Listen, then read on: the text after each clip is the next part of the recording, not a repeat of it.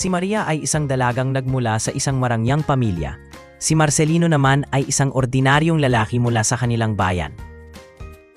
Isang araw, habang naglalakad si Maria, nakita niya si Marcelino na nakatambay sa isang malaking puno ng balete. Matipuno at matikas si Marcelino. Ilapitan ni Maria si Marcelino at nagtanong, "Mapagpalang umaga, Ginoo. Ano ang iyong pangalan?" Tinawag siyang Marcelino.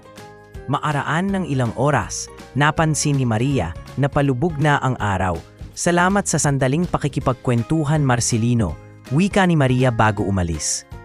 Sa mga sumunod na araw at linggo, napapadalas ang pagkikita nila. Naging magkaibigan at sa paglipas ng panahon, naging magkasintahan sila. Ngunit may mga pagsubok sa kanilang relasyon. Sa kanilang tiwala at pagmamahalan, hindi sila nagpasya na maghiwalay.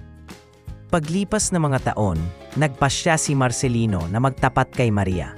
"Maria, papakasalan mo ba ako?" tanong niya, sabay bukas ng singsing.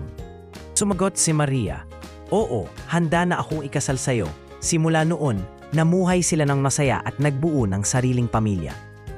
Sa buhay, may dumarating na taong hindi inaasahan at nagmamahal ng buo, gaya ng pagmamahal nila Maria at Marcelino.